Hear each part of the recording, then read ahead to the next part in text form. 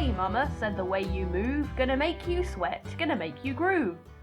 Child, way you shake that thing, gonna make you burn, gonna make you sting. Hello, Kieran.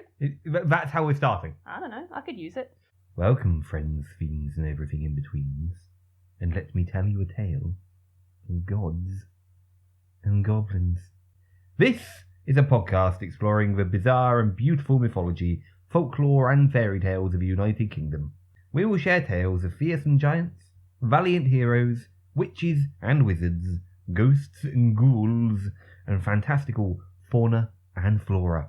And fauna is the name of the game today, because this may well be the best doggone topic we've covered so far. I can't believe you're doing this. Yep, get ready to howl at the moon with fascinating and far-fetched tales, and perhaps even a few shaggy dog stories. Oh, question, are these the hounds of love that are haunting these fair isles? Or must we ask instead, who let the dogs out? Could it be the devil himself? Well, hot dog, perhaps I've hounded you with enough puns at this point. There's more than you can shake a stick at. Yes, today we will be examining the lore of the black dog. Jurassic Bark. You're the worst. You are the absolute worst. I don't care. Is this just you making up for all my dog puns last episode? Yep, these are all mine. Now stop chasing your tail, you idiot, and let's introduce ourselves. That means nothing. You are so critical of me. Stop negging me. Oh my god. Okay, look. Let's introduce ourselves, shall we? My name is Heather Morehouse, and I am your co-narrator for this one. We're going to be splitting it in half a little bit. I'm going to be taking some sections, and my co-narrator over there will be taking some sections too. Who are you? My name's Bamba Gascoigne. That's not a dog pun. No. I'm Kieran Hill. Yes.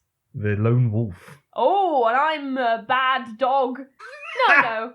I'm a good dog. I'm a very good dog. The whimpering chihuahua. The beagle of Brighton. The Brighton Beagle. Like it. I've got something to tell you.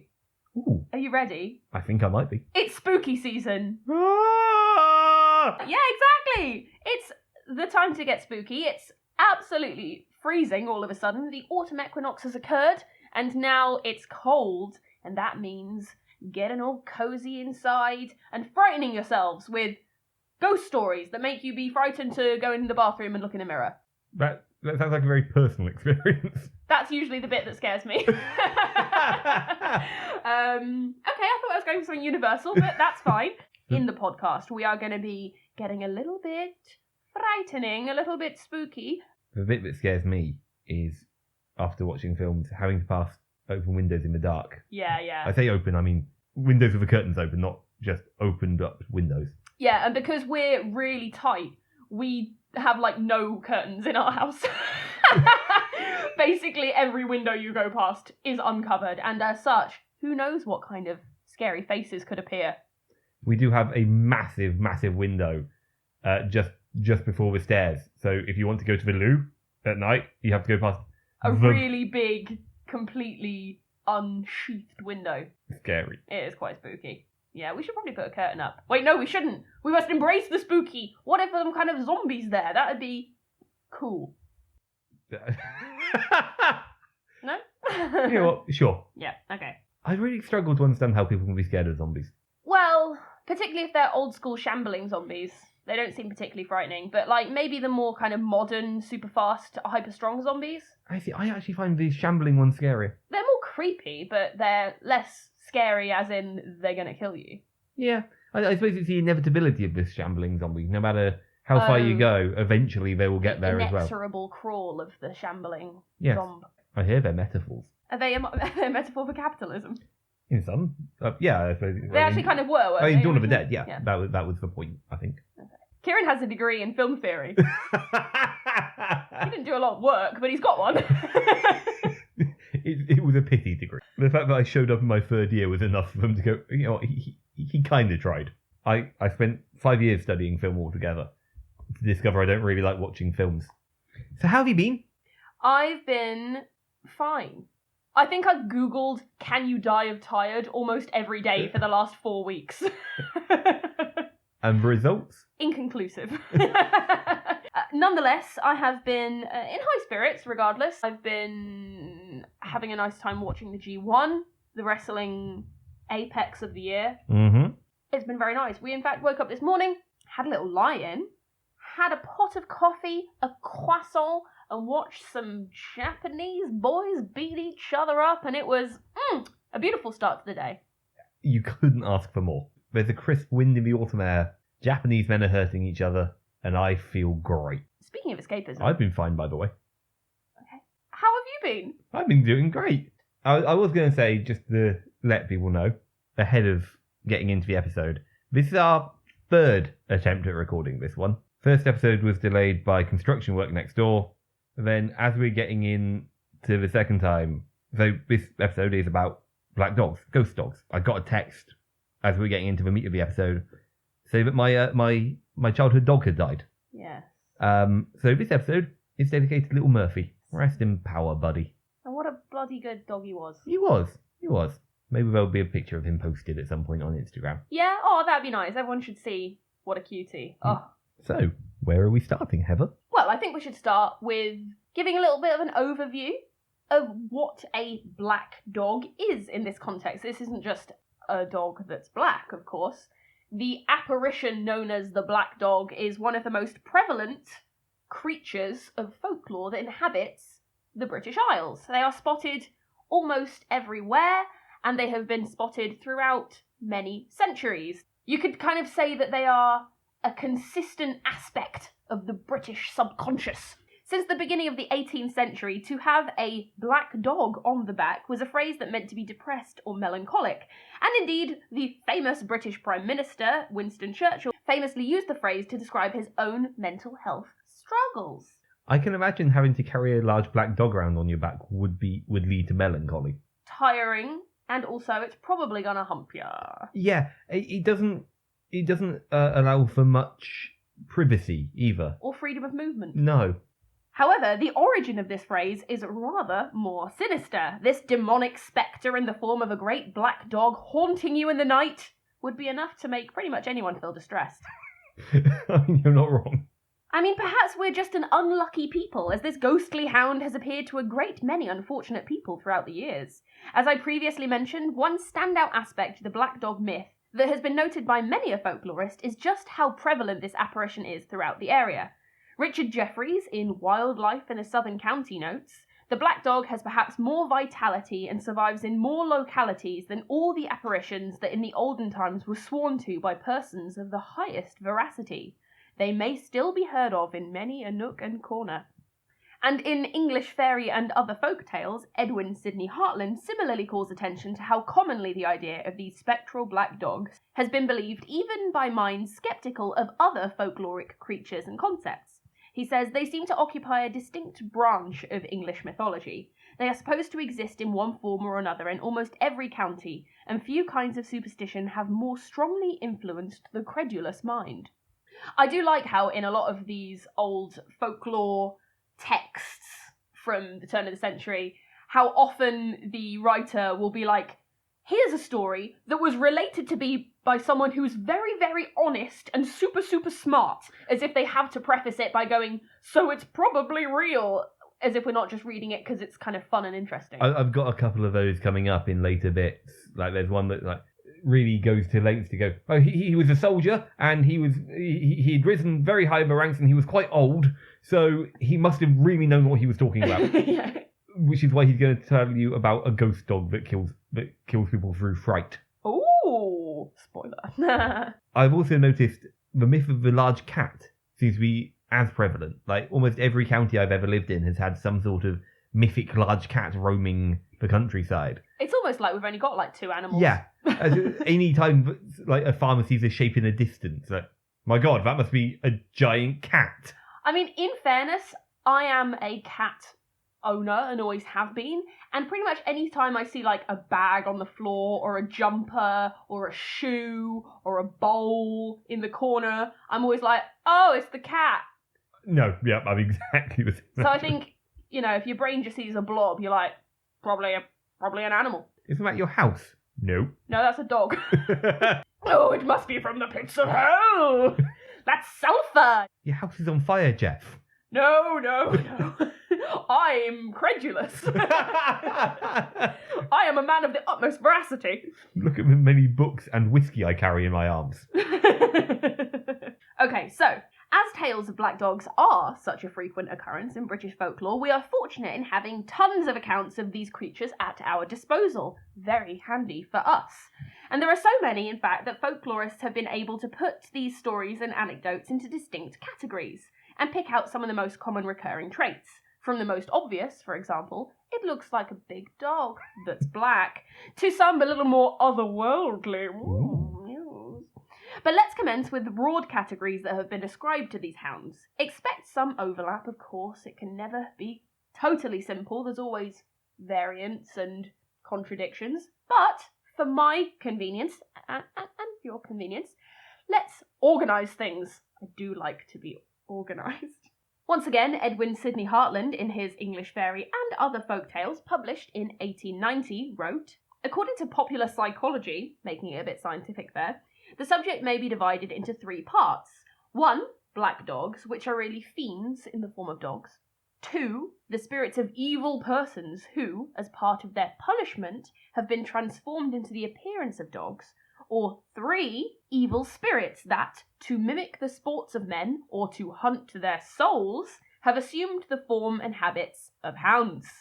And then Theo Brown, in his essay, The Black Dog, which was published in the publication Folklore in September 1958, volume 69, number 3, page 175 to 192, published by Taylor and Francis Limited on behalf of Folklore Enterprises Limited. We are not being done for plagiarism. How dare you? I cite my sources now. The first couple of episodes I really didn't. It's available on JSTOR. If you make a free account, you can read it. It's really good, and I'll be referring back to this source quite a lot throughout the episode. And although Theo is writing almost 70 years later than Edwin Sidney Hartland, he splits his dogs into pretty similar categories. He says, we may distinguish 3 separate species of this ghost dog. A, the bar guest, which I'd say is closest to the evil spirits category that Hartland provided us with. Remember this name? I'll be talking about the bar guest and other specific named black dogs in part 2. Oh yes, it's a 2-parter. It will never not be a 2-parter. Oh yes, I just can't stop myself. This is not a snappy podcast, alright? Episode 2 will be even spookier than this one, so if this one turns your blood cold, then just you wait. Whew! I'm going to be honest with you, if this one turns your blood cold, you probably shouldn't listen to the next one. You're a wimp. B is another variety of black dog, not mentioned by Hartland, and Theo Brown does mention is rare, but appears in a certain locality in conjunction with a calendar cycle. For example, Guernsey wayfarers are worried by large black dogs between Christmas and Epiphany. What's a wayfarer? Someone who's faring the way. Traveller. Just like a journeyman. Journeying guy. Or gal. But let's not worry too much about that category, because the third category that Theo Brown gives us is the big dog. Ha ha ha ha ha ha. Oh. Ha ha ha ha. And is simply known as the black dog with capital letters. This is a particular kind of black dog myth, and is the one that we're going to be focusing on pretty much for the rest of this episode. What details lie therein? While the other categories of paranormal dogs found in the United Kingdom may change shape or have originally been a different kind of creature, whether a demon or a human, the black dog is the doggest dog of all black dogs. It is nearly always known as the black dog, is always black, and is always a dog, and is nothing else. But it's also spooky. Us English are not known for metaphor. Look, we're not a bright people.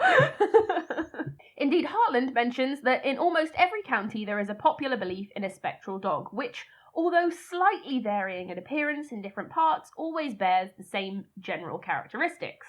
And they are thus. The black dog is large and will often have a shaggy black coat.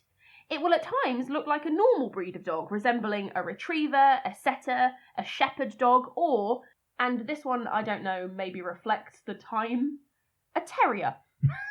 Which is not a big dog, nor is it a particularly scary dog. I have to disagree with you there. Oh yeah? Not on the big part, that's objectively That's true. just not true. I've been around some ferocious terriers in my time. They can nip, man. Well, I guess they're small, but they're all muscle. Yeah. Most like retrievers I've met And have Jack been... Russell's a form of terrier. Yes. Yeah, Jack Russell's a terrier. What does terriing mean? That's a good question. Google it. See, I use Ecosia these days because I'm Oh, eco-friendly, so it's not as easy. I'll Google it because I actually use Oh! Google. A dog that takes the earth, terror, as in earth, it's a digger. Digging Of dog. course. So they go down in like rabbit holes and stuff. Yeah. That's what Jack Russells is often used for these days, is rabbit hunting. Look at that, we even had a quick trip to Dictionary Corner. So while the black dog might look a little like a recognisable breed of dog, upon closer inspection the witness will notice that it does not belong to any species that they recognise. Perhaps an older species that no longer exists, or perhaps it's an otherworldly dog entirely. Is it a cat? I don't think so, because it has long ears and a tail, it looks like a dog. The fur may be long and smooth or curly, sometimes it's gleaming, but often it's more shaggy, like a bear. Is it a bear? It's not a bear, it's a dog! But its size can vary from just big to terrifyingly huge, larger than a Newfoundland. In fact, Brown notes that the descriptions used for the size of the beast are remarkably consistent. As big as a calf, a donkey, a Newfoundland, a mastiff, or classic unit of measurement, 2 or 3 mastiffs. Compare it to something nearby and then another one of those. One notable exception to the rule of it being around the size of a donkey or a couple of mastiffs is the famous Mouthadoog of Peel Castle in the Isle of Man. That's definitely not the correct pronunciation. Look, this is just part of this podcast. You're going to have to deal with it. Which one authority says was the size of a black spaniel. That... Once again, I hate to be the skeptic here, but are they just talking about a black spaniel? Probably not. I bet it had other aspects that were frightening, like the fact that it was a ghost. Okay. Like a very pale black spaniel. Look, you're thinking of too much about, like, modern ghosts, okay? Okay. You've got to inhabit the mind of our forebears. Okay. About the size of forebears. Okay. So those are the general physical characteristics, but let's talk about the black dog as a person. What does it feel like? Well, it yearns for pain. Because it's generally seen as a malignant spirit. And being a spirit, it will haunt a particular place. Most often a particular point on some lonely road where an evil deed has been committed. Or perhaps where some future deed will be done. More on black dogs as bad omens coming up. The ghostly black dog, when haunting a home, is often a symbol of a death that has happened in the past, or that the spectre of death is over the house and may soon claim a life.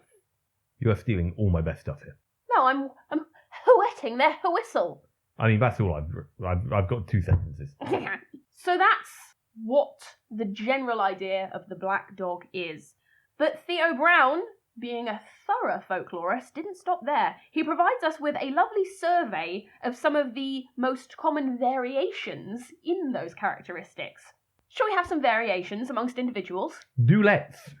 One dog was described as though it felt as it was covered in pig's bristles when being touched by a man. There are 2 instances of dogs with 2 heads. For example, at Kildonan in Sutherland, treasure hidden in a pool is guarded by a 2-headed dog, which I would say brings to mind Cerberus, the 3-headed dog of ancient myth, don't you think? I would, but I'd also question whether or not the farmers of that area would be well read enough to... It's all part of one great tapestry, Kieran. Particularly given the fact that Britain was ruled by the Romans for a good period of time, and a lot of their myth... Oh my god. Yes. Oh. There's an old phrase that goes, those who learn from the mistakes of the past are doomed to repeat them. And as such, you don't want to be influenced in your choices. Exactly. I am a free man, Heather. Laws do not hold me down. You're not a sovereign citizen. I absolutely am. They're not even a thing. There are 2 instances of dogs with no head at all in Devon alone, and it's common in North and West Lancashire and occurs occasionally in Norfolk. Are they still moving? Or are these just headless dogs that people have They're not just dead dogs. I mean, they are dead. Undead. But they're walking around and being scary. They just ain't got no head. That's very scary. Much like the headless horseman, which, I believe, is commonly associated with the black dog. Often, the black dog is the companion of a headless horseman. Oh, well, like headless chickens. Well, they're not a phantom. That's just a weird thing that apparently chickens are so stupid that they don't need a brain to keep moving for a bit. Is that real or is it a myth? No, that's entirely real. Have you ever chopped the head off a chicken and seen it run around? Have I personally? No. But there have been recorded instances of chickens living for like months, even years, if just like fed down by like gullets. Does it still lay eggs? I don't know. Also, write in if you've ever been befriended or had to feed a headless chicken. Through the gullet. Yeah. The black dog of Lower Quinton in Warwickshire ran downhill and turned into a headless woman. And speaking of women, there are 2 instances of black dogs that have a little lady's face, a little bit like the dog in Mars Attacks. At Nath, in Lincolnshire, there used to be a roadside cottage, now gone, inhabited by a widow. Her name was Mrs. Dog. I think you're really stretching the definition of what counts as a ghost dog here. She had a woman's face. Well, you can tell the spectre of ill omen was over Mrs. Dog because she was supposedly murdered. Because she was supposedly murdered by a bagman, a travelling salesman or homelessman, for her wealth. And afterwards her home was pulled down. However, she haunted the place of her old home in the form of a black dog with a woman's face. In fact, everyone in Nath was afraid to go past that place at night, and behind where her cottage stood there are 2 small hills with a tiny stream issuing from them, and the dog came from these hills. The murder was not a recent event, even at the time of this story being recorded, but it was an ancient tradition. Maybe not ancient, but a pretty old tradition, and was told by Mr. G. Walshaw of Old Bromley Hall. I knew as I put that in the text that would make you laugh. Bromley Hall. Sounds like a typing error. You know, it was meant to be called Bramble Hall. Are you kidding me? I spent hours engraving this. I carved the stone! It says Bromley, it's called Bromley now. But there's actually a few that have one eye in the middle of their forehead. Cyclops dog. Yeah! Wait, is it just one eye in the middle, or is it 2 eyes with an extra eye? The dogs with one eye in the middle of their forehead are particularly common when they are churchyard spectres. So, if it's 3 eyes and they're found in churches, do you think it's anything to do with the Holy Trinity, or am I just... Oh, maybe. It's probably all in there. It's probably all in the big soup of ideas that we call folklore. Gumbo. We have never called it that. Folklore. Peas pottage. There you go. Wait, isn't that just a place? Yeah, that's a service station. You think of pottage? I meant peas pudding. Is pottage a thing? Yes. But peas pottage is just a service station that you like. They do have a Greg's. Anytime we go past it, Heather gets very, very excited about going. I start sweating profusely thinking about Greg's. See, she's trying to exaggerate it to make it sound like I'm joking. No, I'm not. She gets very excited about going to Peas Pottage service station to eat some Greg's and use the toilets and wash my hands. I like the M&S in there. La-dee-da. How the other half live, eh? Speaking of eyes, references frequently made to enormous, glaring eyes. There are at least 18 recorded black dogs with eyes as big as saucers, specifically. One Miss P spoke of seeing a black dog. Don't laugh at the name Miss P. It's just the initial. It's not Miss Piss. No, it sounds like a Cluedo character or something, yeah, or something from what's that card game? It's something like that. Happy Families. That's it. Happy Families. One Miss P spoke of seeing a black dog with eyes as big as tea saucers that would be having hold on us if we didn't behave with sense. She often said to anyone who would pass by. Yes, we know, Miss P. Big as saucers. Yes, having hold on us. We know. I'm trying to get my washing in. The dog occasionally accessorises with a chain. This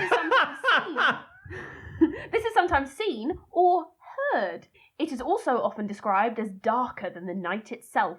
For example, a retired foreman quoted, "No matter how dark a night is, you can always see the dog because he's so much blacker."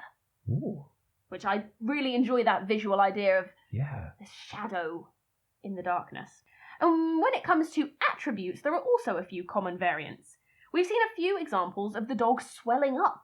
For example, the black dog of Up Lyme grew bigger and bigger as he went along till he was as high as the trees by the roadside, and then, seeming to swell into a large cloud, he vanished into the air. That's awesome. There's another example of... That's such cool imagery. There's another example of its size greatly surpassing a hippopotamus. Not quite as delicious in its symbolism there. There are two stories, not very many, really, that involve the dog talking. The legendary treasure-guarding dog of Dob Park Lodge, ooh, what? A tongue twister in Lancashire, talked, and the Bell Hole Boggart of Lincolnshire is said to have run around the district nurse saying, "Put me in your pocket, put me in your pocket." Though the story does conclude that it might have been a mishearing of a distant train going past. Which, as we know, trains go, "Put me in your pocket, put me in your pocket, put me in your pocket." In a few tales, the black dog will become even more anthropomorphic and will walk on its hind legs. At Newton St. Sire's in Devon, in the middle of the last century, a dog used to walk on its hind legs past the door of a cottage, which was the scene of a murder, at a certain time each night. That would look hilarious. As everyone's thinking really gravely about the terrible deed that took place, you just see like... arp, arp, arp, arp. Brown notes that it will be remembered that the devil appeared at a Guernsey Sabbath in 1617 in the form of a dog with horns and paws like hands that stood up on its hind legs. Very presumptuous that I would remember that, but thank you for your input, Theo Brown. So, if you ever see a big black dog, or sometimes quite a small dog, but only occasionally, and it's either growing in size, it has a lady's face, or is demanding to be put in your pocket, then it's probably the black dog itself. Exciting, but also probably a bad sign for your future. Perhaps it will be best to proceed knowing where these dogs are usually spotted, so that you can avoid them. The following are the habitats of the hound, based on where they have been most commonly witnessed. So first up, you're definitely going to want to avoid roads. Easier said than done, I feel. Well, perhaps so, but these are easily the main haunt for the black dog. And we have at least 55 examples of these. I shall tell you all of them from here on in. Perhaps not. But roads in Lincolnshire are what you should steer clear of most of all, with 25 of those examples hailing from that county alone.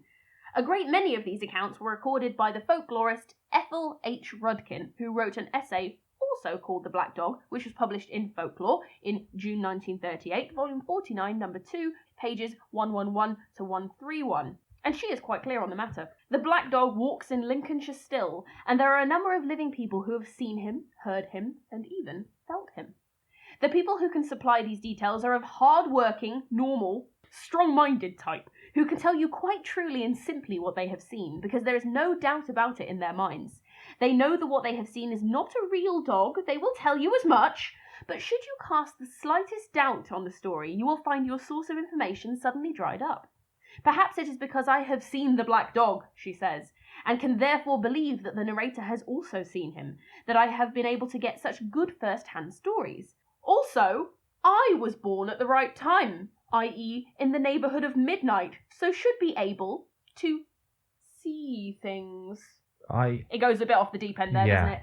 But she was able, perhaps due to her open-minded character, to gather a great many first-hand accounts of black dogs roaming in her native Lincolnshire, and from these we can see that dark and deserted roads are definitely their main habitat. It's said that normally this boggart is only seen by one person at once.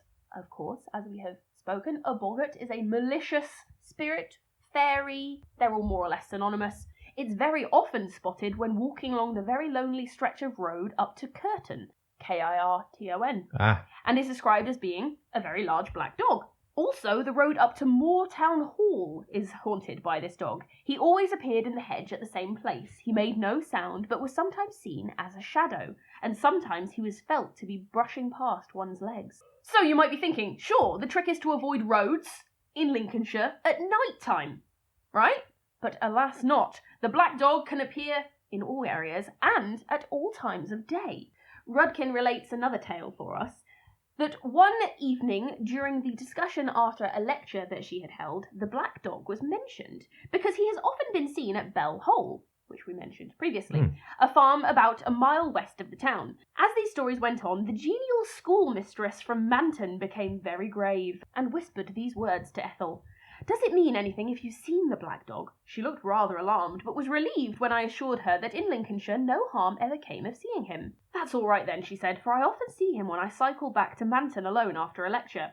The teacher goes on to say that she would often notice a huge dog trotting along beside her that would then disappear suddenly, but that when she inquired about it, none of the school children knew of anyone who owned such a creature, hence it must be the black dog.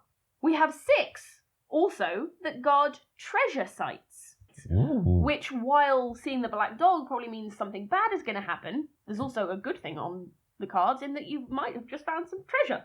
They also frequently appear around rivers or streams and other such fresh water sources, with at least 10 examples of them appearing around these places. We have 9 examples of black dogs appearing specifically on the bridges over streams.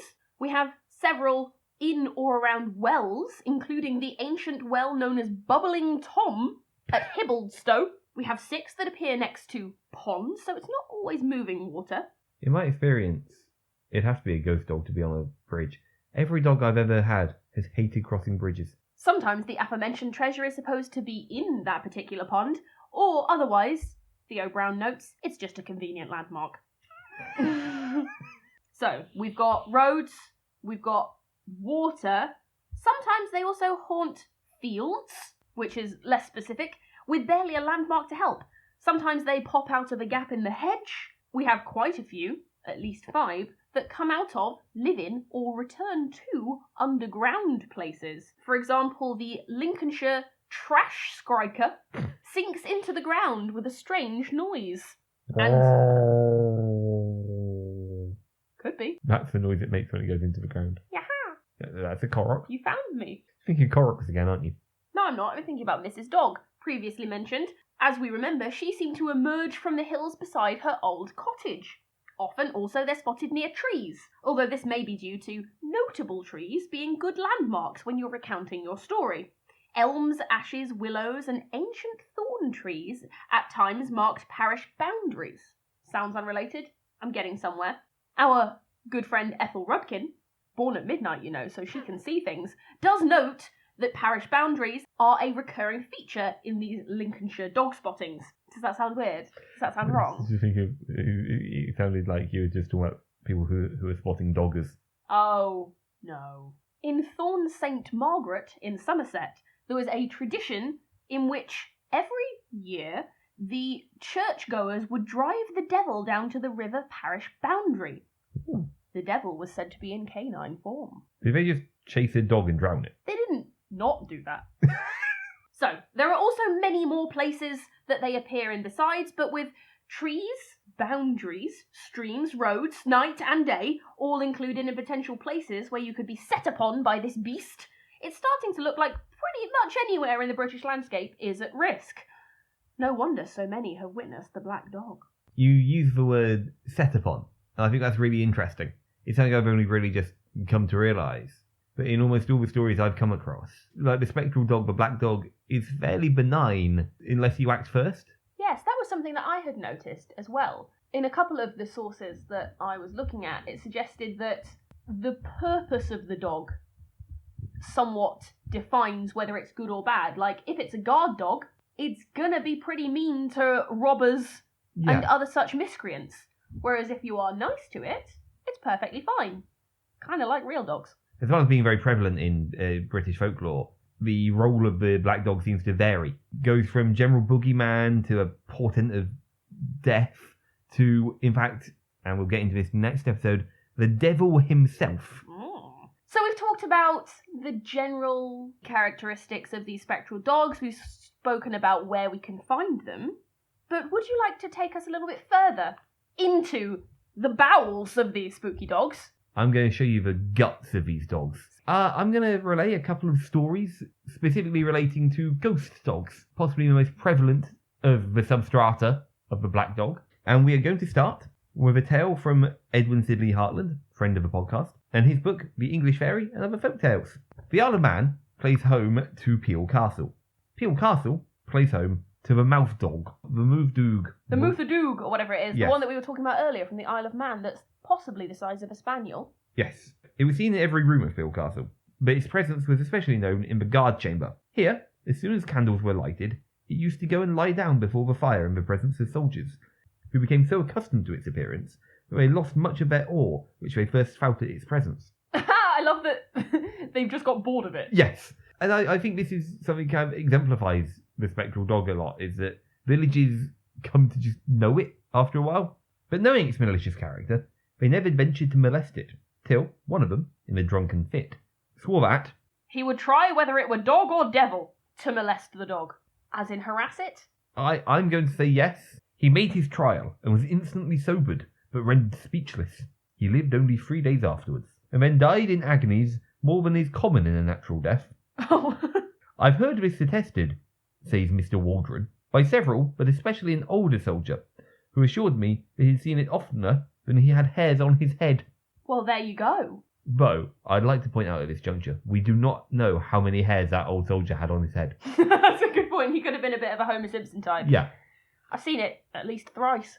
In fact, a similar fate befell a milkman from Aylesbury in Buckinghamshire. Oh. Part of my area. Yeah, but Bucks is next to Ox. That's what they always say. The buck's bone's connected to the ox bone. Part of this gentleman's routine was to use a neighbouring field as a shortcut home after a long day of delivering rounds. One night, as he searched for the gap in the hedgerow, he happened upon a large black dog, perfectly blocking his route and seeming quite unwilling to give way. As you can see, another black dog appearing at a gap in a hedge. Yes, gaps in hedges like a thing. I can easily see a situation where like a gap in a hedgerow could be like a division between two worlds or two rounds or something. Well, you do see that a lot, yeah. I mean, as we mentioned, boundaries, parish boundaries, but perhaps a gap in that boundary is a suggestion of that's where the other side can... the devil gets in. I thought I was going to say something cool, but I couldn't think of anything, so I just made a noise. So figuring it was easier to just simply walk on by than try budging this beast, the milkman kept walking and used a gate at the end of the field. The next night, the same thing happened. The milkman decided to try his luck, and as he got closer to the dog, he began to notice that not only was it somehow larger than he had anticipated, but its eyes were quite unlike anything he'd ever seen before. They glowed like burning coals, and they were trained onto him in a way that made him feel like there was something more than a simple canine brain behind them. This happened night after night, until one evening, after a few in the local, the man came home with a companion in tow. As they approached the shortcut, sure enough, there was the black dog, buoyed, perhaps by liquor, perhaps by his friend, or perhaps by toxic masculinity and a fear of looking weak. The man yelled, "Now, you black fiend, I'll try what you're made of." He took his yoke and struck the dog between the eyes. The man's companion looked on in shock as the beast vanished in a puff of sulphurous smoke. Ooh. He turned to congratulate the milkman, who had fallen limply to the ground. He was carried home that night by his companion, but died 3 days later, speechless and paralytic. And in more pain than is normal for a death. Once again, speechless and paralytic. How you're going to go? No. Once again, screaming, bloody and drunk, like how I came into this world. Oh, was your mum on the drink? Yeah. It was back in the 1880s. The 1880s in Oxfordshire were a different time. I know, Gin Lane. Tell me about it. Tequila was the main anaesthetic. Tequila? Yeah. Were you twinned with San Juan? We were. We had amazing shipping routes. For a landlocked county. Maybe it's my own fault, but that story took a little bit of a swerve in that I thought he had pulled. Same. But maybe he had pulled. I think maybe the use of the term companion might have been maybe somewhat suggestive. I'm loving this. Give me more stories. Okay. We also have a story from the same book that provides an explanation as to why a spectral hound is about. This story supposes that there are people so evil in life that they find their souls transformed into hounds upon death. Take, as an example, one Lady Howard, a wealthy woman from Devonshire from the time of the Stuarts' reign. Lady Howard was a woman of remarkable grace, beauty and charm. Just like me. Just like you. And your soul is corrupt and evil. Because you can't be beautiful on the inside and the outside. It's true. All beautiful people are evil. All ugly people are angels. I agree. Do go on, tell me more about Lady Howard and her beauty, grace and charm, but her evil character. Her talents and accomplishments were spoken of far beyond the county lines. However, there existed another side of Lady Howard. Privately, she was exceedingly cruel to her only daughter, and each of her 4 husbands met mysterious and sudden ends. It's a shame that all her husbands died of terrible illnesses that weren't her fault. Upon her death, her spirit was turned into a large black hound, and every night between midnight and daybreak, she would have to run from her former home of Fitzford to Oakhampton Place, a distance of 60 miles. where upon her arrival, she would have to collect a single blade of grass in her mouth and deliver it back to the gates of her home. This act of penance she is doomed to repeat every night until every blade of grass has been removed from Oakhampton Park, an act that will supposedly take until the very end of the world. Wow! Which is quite a lot of punishment for murdering 4 rich men. I mean, that's the whole thing about your soul being damned for eternity if you do evil deeds, isn't it? Yeah. That it's eternal. I would like to hear her side of the story. I think it was, I'm hot, but I'm a murdering biatch, and I hate my daughter. Ooh, I'm so gorgeous. Look at my hair. I look lovely today. I'm going to be honest with you, she sounds like she'd be fun to party with. Well, I hope you like parties that involve fetching blades of grass. Oh, no, when she was still alive. Lame. Thank you very much for giving us some slightly longer stories that include some of the aspects and locations that I was speaking about earlier. We have some dogs appearing out of hedges, dogs appearing on roads. But now I would like to talk about some aspects and habitats of the ghost dog that expand upon its ghoulish character. Ooh. I would say that if a large dark hound is trotting along a road, by a stream or over a bridge, it's really the massive dog thing that's the scary bit. Mm-hmm. But there are some aspects that are a little more spooky in and of themselves. Indeed, sometimes these black dogs are sort of psychic remains of some sort of tragic or evil event. For example, in his popular romances of the west of England, Robert Hunt shares a tale that centres around a particular mine shaft at Wheal Vor, 2 miles northwest of Helston and 1 mile north of the village of Briege in the west of Cornwall, England, UK. It goes as follows. A man and a lad were at work down the mine shaft, and one, through carelessness or accident, missed in sending a charge down a hole that they were excavating, meaning that they would have to undertake the extremely risky procedure of picking the charge back out. Do you know what a charge is? Like an explosive device, right? It is. It's like proper Looney Tunes TNT in a kind of paper package. I had to do some extensive Googling about how mining works to understand this. The other miners watched on from above, calling out advice, when the charge suddenly exploded. Sorry, that's I've just got such a strong image of... Put it over there! Yeah. No, put it over there! Yeah. You're doing it wrong, mate. You're doing it wrong. Come on, mate. It's simple. It's simple, mate. Some serious backseat mining happening here.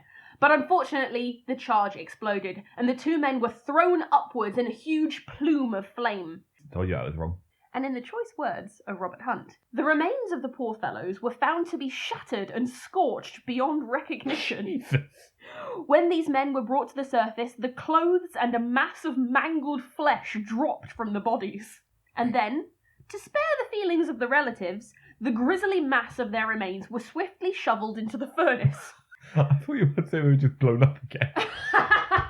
Oh no, your husband and son have been exploded. But not completely. Let's thoroughly explode them. I'll show them how to do a charge proper this time. No, they were shovelled into the furnace. Much less alarming. So not only were they exploded in mineshaft horror, but they were declined a proper burial. Ah, yeah. And so from that day on, groups of black dogs would run about the place, even when the doors were locked shut. And knowing the origin of these hounds, very few men would agree to work in that mine. So there you go. Obviously, I mentioned mines and underground places previously, but this is a much more calamitous mine. Yeah, that was brutal. Yeah, I was quite taken aback by just how grisly the description was. Speaking of undisputably spooky locations, black dogs also often appear at graves. Those are creepy. Yeah. In Staffordshire, a Jacobite burial site that followed a battle is haunted by a black dog. And we have 6 records of black dogs appearing at churches, 2 inside rectories and churchyards, meaning graves are generally nearby. And the ghostly dogs of Yorkshire are said to be goblin apparitions of the animals buried beneath the foundation stones of a church. Hence they are tied to that location. So that gives a little bit of an explanation perhaps why these animals are haunting these churchyards. But in Devon, they mix it up a little bit, with one churchyard being haunted by not only a black dog, but also by 2 white sows, a lamb, and a calf. It's just a farmyard. Can you imagine being told this tale by a terrified countryman? And then I walked through. There was a calf there. And 2 pigs. And a lamb! A lamb! Can you fathom it? The most horrifying lamb you've ever laid eyes on. So it was in any way frightening. It was slightly frightening, yes. Oh, it was awful. In the sense I wasn't expecting it to be that.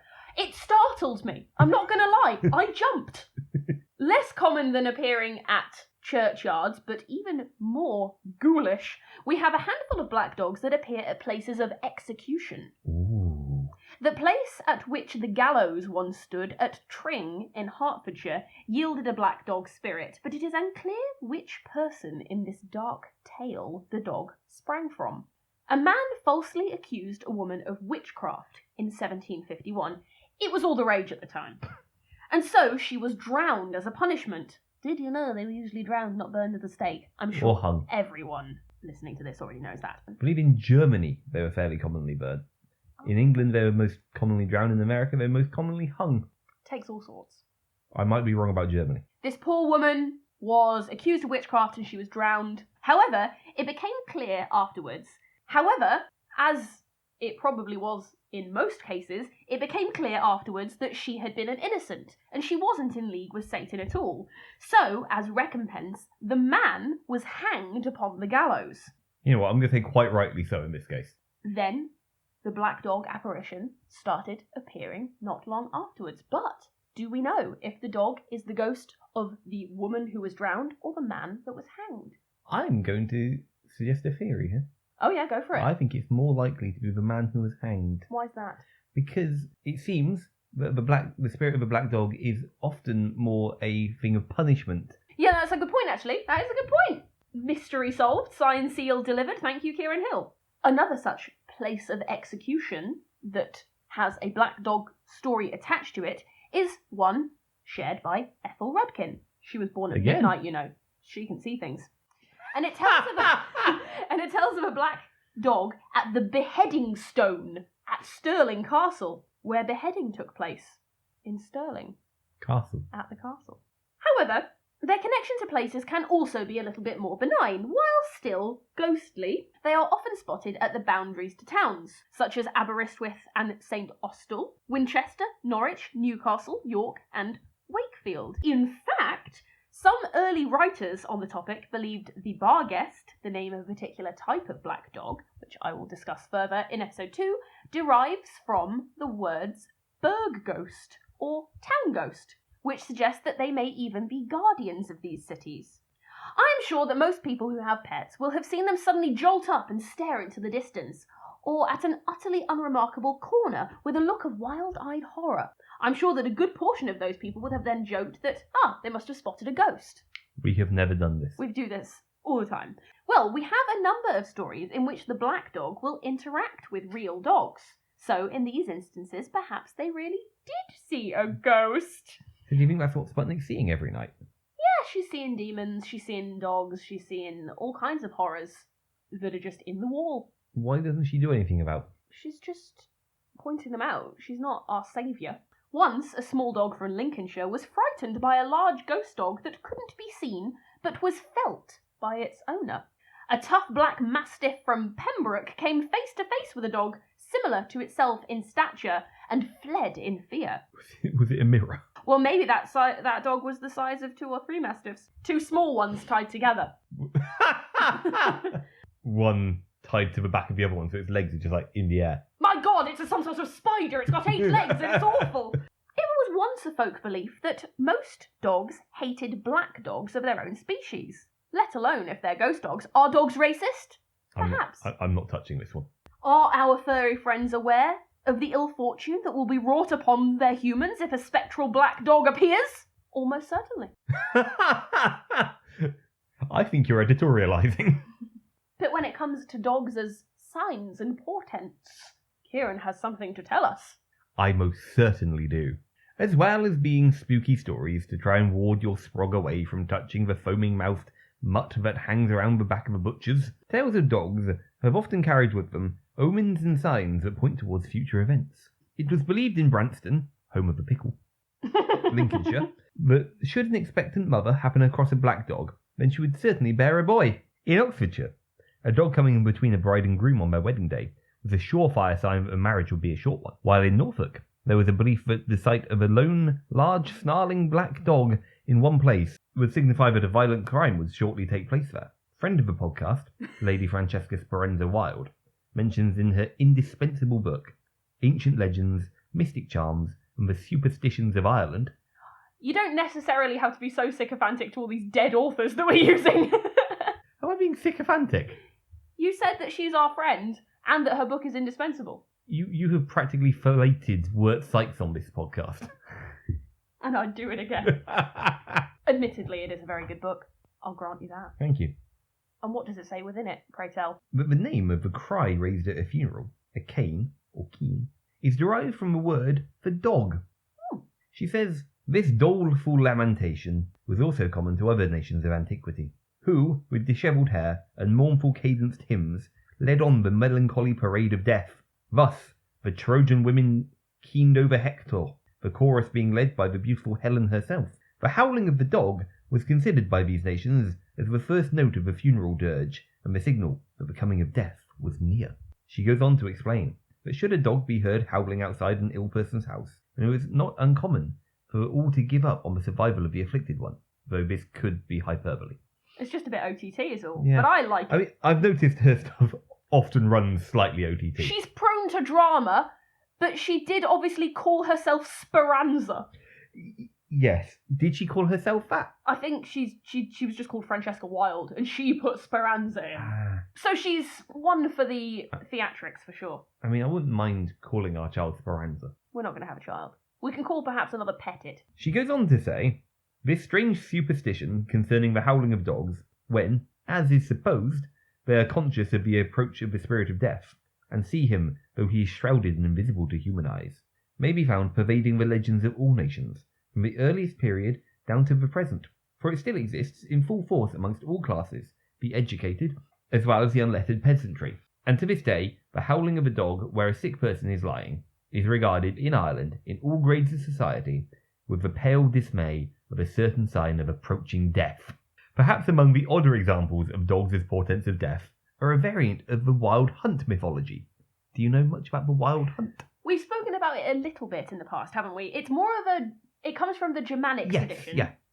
And it's the idea of kind of the force or spirit of nature going through the countryside and sort of churning things up and causing chaos. Yes, yeah. I think and this is once again me going out on a limb, I think it might have something to do with kind of storms coming through and them being kind of put down to these wild natural spirits just tearing through the countryside, laying waste to everything.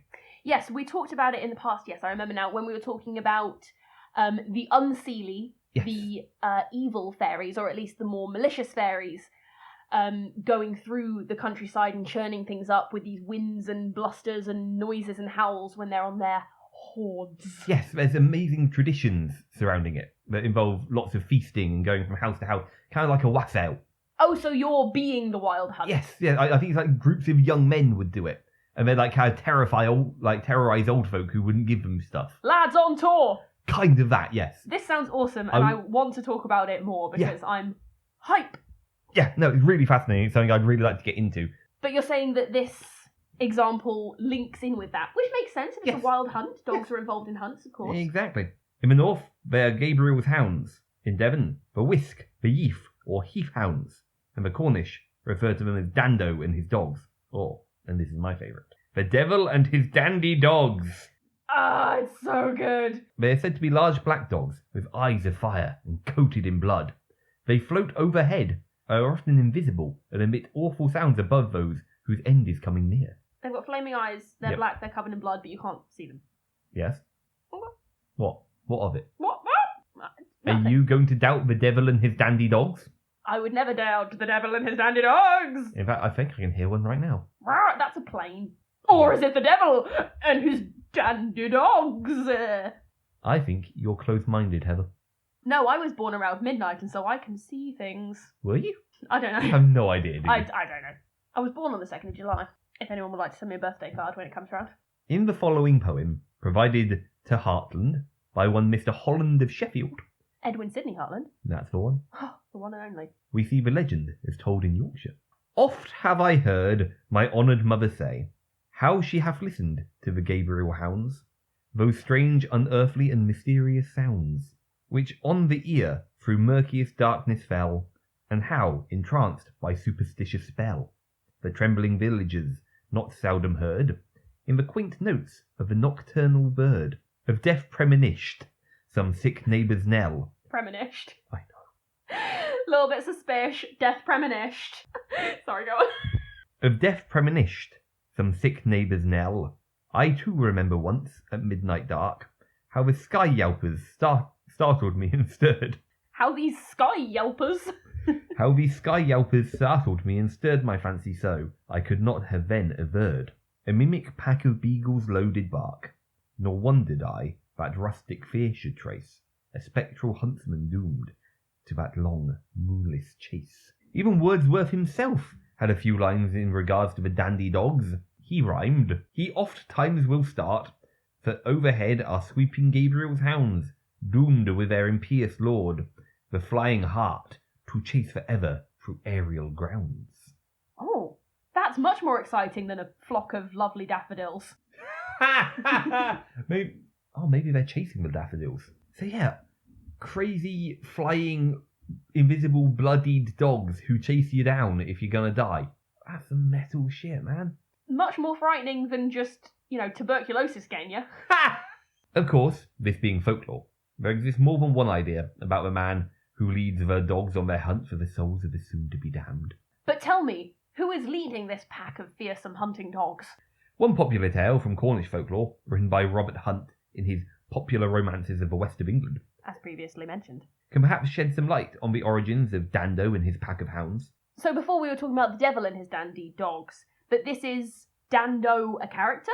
This is Dando a character, so the names are kind of interchangeable. And possibly getting a little bit kind of corrupted over time. Yeah. Gotcha. Here's the thing, though. This story I'm about to read features both Dando and the devil. No way. Oh, yeah. Before we begin this, got a few notes up top. Oh, yeah? First of all... You're looking very, baleful. It's kind of long.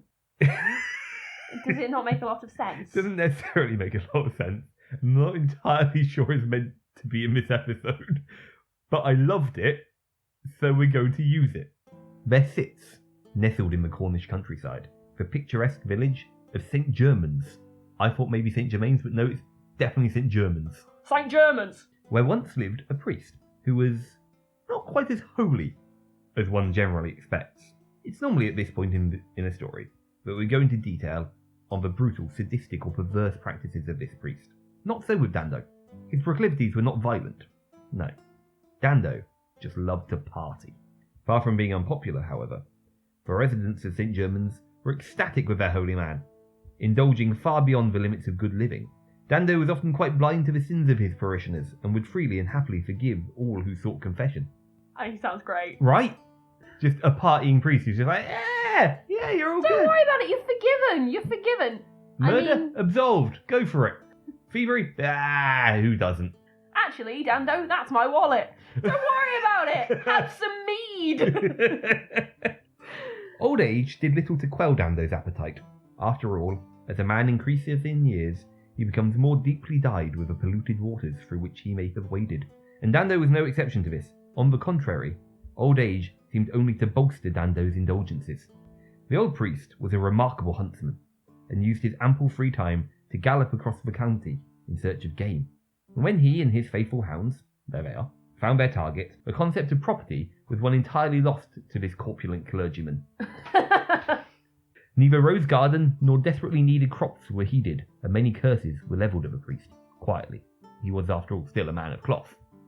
As he aged, it became ever more apparent that the only worship Dando engaged in was the sensual gods of excess, and his proclamations towards worshipping the God of Abraham became more transparently hypocritical lies with every passing year. And it wasn't just his congregants that saw this.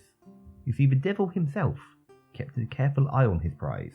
After all, securing the soul of a man of God, even if in name only, was quite a catch. He does seem like an easy bag for the devil. Oh, very. Given that he's some sort of Dionysian grandpa. I really hope that's what people call me in my later years. Kieran Bacchic Grandad Hill. I mean, I'm backing Uncle Kieran Hill already, like. And so, the devil carefully lured Dando into his very undoing. Health and wealth were secured to him, and by the measure of his sins were full. He was left victim to self-indulgences, a doomed man. With increasing years and the immunities he enjoyed, Dando became more reckless. Wine and wassail, a board groaning with dishes which stimulated the sated appetite, and the company of both sexes for dissolute habits, exhausted his nights. Bisexual king. Yes, indeed. His days were devoted to hunting, and his wicked friends happy to supply drinks to maintain the mood. We stand Dando, right? I mean, I'm not gonna lie, I'm a stando. Right? He might be my favourite person we've covered so far. Yeah, he sounds like a ledge. One Sabbath morning, Dando and his gang of riotous ruffians were in full cry over a lord's estate when he called for a drink. Each in turn checked only to discover that the priest had drained them dry, despite the sun still hanging at the very top of the sky. Did you notice it's on the Sabbath, by the way? I certainly did. A day of rest. Well, that's no bloody good, is it? No. Drink, I say! Give me drink, he cried. Whence can we get it? Asked one of the gang. Go to hell for all I care if you can't get it on earth, said the priest, with a bitter laugh at his own joke. Good one, Dando. At that moment, a dashing hunter, dressed in black velvet and silk fineries, approached from the crowd, and presented Dando with an ornate hip flask, saying, Here, this will warm and revive you, I'll warrant. Drink long and drink deep, friend. Drink. And Dando did drink deep, the flask appearing to cling to his lips. And the strange hunter looked on, his face a mixture of joy and malignance. A wicked smile played over otherwise tranquil lips. Once he was sure he had drunk the flask clean, Dando sighed and exclaimed, By hell, that was a drink indeed. Do the gods drink such nectar? Devils do, snarled the hunter. If that's true, I wish I were one, said Dando, who was now so drunk he could hardly stand. Looking up, Dando saw the mysterious hunter was removing several rabbits from the back of Dando's horse. Full of Dutch courage, Dando gathered himself to the entire of his formidable height and bellowed, None of those are yours! Well then, what can I keep? Asked the hunter. By the devils, they are mine! Screamed Dando. The hunter quietly bowed. And with that, Dando's wrath exploded. He rolled himself off his horse and began thundering towards this new hunter, uttering curse upon curse. The hunter's horse, an ebony black creature with eyes that shone like stars, stepped adroitly aside, and Dando crashed into the ground, only adding to the fury. In no time at all, given his age and size, Dando was back on his feet and again at the hunter's side. The hunter now sat shaking with laughter, waggling the game just out of Dando's reach, and quietly, mockingly whispering, They're mine. I'll go to hell after them, but I'll get them from thee, shouted Dando. So thou shalt, said the hunter, and seizing Dando by the collar, he lifted him from the ground and placed him as though he were a child before him on the horse. With a dash, the horse passed down the hill, its hooves striking fire at every tread, and the dogs, barking furiously, followed impetuously. They reached the banks of the Linner, and with a terrific leap, the horse and its riders, followed by the hounds, went far out in its waters, disappearing at length in a blaze of fire, which caused the stream to boil for a moment, and then the waters flowed on as tranquil as ever over the doomed priest. All this happened in sight of the assembled peasantry. Dando never more was seen, and his fearful death was received as a warning by many, who then gave gifts to the church. One among them carved a chair for the bishop, and on it he represented Dando and his dogs, that the memory of his wickedness may always be renewed. There, in St. German's Church, stands to this day the chair, and all who doubt the truth of its tradition may view the story carved in enduring oak. If they please, they can sit on the chair until their faith is so far quickened that they become true believers. On Sunday mornings early, the dogs of the priests have often been heard, as if in eager pursuit of game. That was great. Right. But before we get to our last segment, let us charge a drink to Dando. To Dando, you dirty dog! He's probably still being flagellated in hell as we speak, Or and I bet he loves it. he's leading his dogs to the very souls of the damned. Which means that he's finally actually doing a bit of good. Yeah. All right. We've had the devil. we've had Dando, we've had some dandy dogs, and we've had some eternal damnation. So you reckon we should just stop here because we're not going to top it? But, for the sake of balance, and the avoidance of too much dog distrust, I'd like to round things off with some examples of spectral black dogs that are actually quite nice. Oh. Just because a dog is a ghost doesn't mean that it was necessarily born of some calamity or is in league with the devil. There are some stories in which black dogs simply accompany the ghosts of their owners, haunting the places in which they live, while on other occasions the black dog apparition will replace a human ghost in the afterlife. Ethel Rudkin, our expert in the black dogs of Lincolnshire, makes a strong point that the hounds of her county are much nicer than all the others. And she would know. She was born at midnight after all. And so she can see things. She asserts that in other counties, bad counties, the black dog is looked upon as a bad omen, with ill luck, disaster or death attending his appearance. But the most striking fact about the dog in Lincolnshire is that he is never feared. The spectator may be startled or annoyed at first by this huge creature trotting alongside, but fear of the dog never enters into it once he is recognised for what he is. His physical traits don't differ greatly. It's still big, it's still black, it's still a dog, its eyes are often round like saucers, although this black dog may not be quite as terrifying due to being a little smaller than the beasts in other areas. Is it in fact a terrier? The size of only one mastiff. It's still blacker than night, it still crosses streams but not parish boundaries, it has a rough coat and is long-bodied. But catching sight of the black dog in this area is seen as a blessing and a sign of good character, as they see it as a spirit of protection that is only seen, and I quote, by good folks, and the bad uns look in vain. One Mrs. L. of Willerton shares a story of one dusky evening at the start of the 20th century, when she went to visit her friend in Kennington, who was sick with pneumonia. Based on what we've heard so far, we might expect, in this juncture of the story, for a black dog to appear, jump around in the blood-soaked clouds, and wreak death upon Mrs. L's friend. But not so. Mrs. L was climbing the hill that was between their two houses, when, out of a gap in the hedge, next to a big ash tree, came a big black shaggy dog. Not at all nervous, Mrs. L was a fan of dogs, and she was glad to see it and spoke to it gently as it followed her along the street and the allotments, where it stopped, and she continued her journey, met with her friend, and then when she returned it was 10 p.m. and pitch dark out, so she was nervous to walk alone. But as she got to the allotment gate, the same black dog appeared and trotted along with her over the hill, before departing back through the same gap in the hedge. In fact, she was extremely glad of his company coming back, because she felt that he protected her. It was more than 2 hours between her going up the hill and returning, and she thought it was nice of the old dog to wait for her. And it was. It's so cute. And we might wonder why it is that the interpretation of the dogs is so different in this locality. Well, Rudkin does offer us a small amount of speculation on the topic. Nothing conclusive, but she does say that black dog sightings have often correlated with places of Scandinavian settlements in England and Ireland, whereas she suggests that Lincolnshire was the home of the Anglians, the Angles, the peoples who joined with the Saxons to form the Anglo-Saxons. Anglian is also where we get the name England from. So perhaps the gentler dogs of the East Midlands are something to do with the cultural echoes of a people with a more positive view of dogs and their spectral forms. Rudkin concludes that all I know is that we have a nicer, more comfortable sort of dog in Lincolnshire than in any other county. She's clearly never been to West Sussex. Quite right too. All we have is bloody chihuahuas here. I see a lot of pugs. So we can see that black dogs aren't always bad dogs, but they usually are. And we're going to talk about some very bad dogs next time. Oh, we are. From Vargas to Black Shuck to Witches Familiars to... Who's that I hear? Is that the devil? Oh, yeah. Oh, it's the devil, and he's back for more. Oh. So do please join us next time. You're going to have a lovely time, I assure you. And with that... Did I slightly kill the vibe? It's going to be pretty good. So do please join us next time. Find us on all the social medias if you can't wait until next time. We are at Gods and Goblins on Instagram, on Twitter. We are going to be doing something fun for the upcoming spooky season.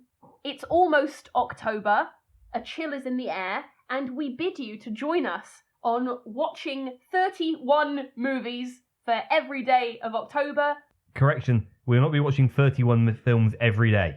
There's literally not time. We're going to be watching one film every day in October, that's 31 days, Kieran is going to be compiling a list, and we're going to be sharing it on our social medias. So if you want to watch along with us, that would be super cool. There's going to be some folk horror in there. There's going to be some trash, camp, scary, actually scary, maybe. Who knows? We'll see. I don't actually know what the list is myself. Neither do I, but I will.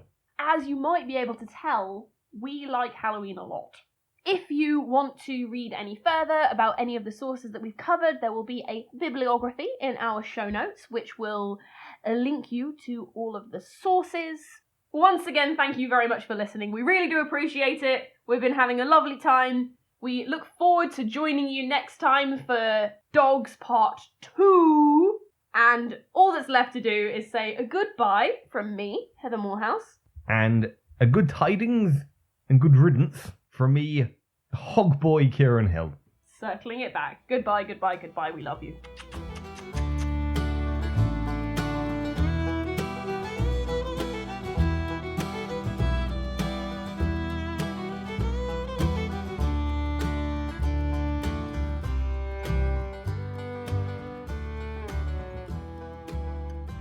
Oh, some cheese. The best cheese ever. Manchego. Probably. The best thing to come out of Spain after me. That should be the intro. Devils do. Oh. No, hang on.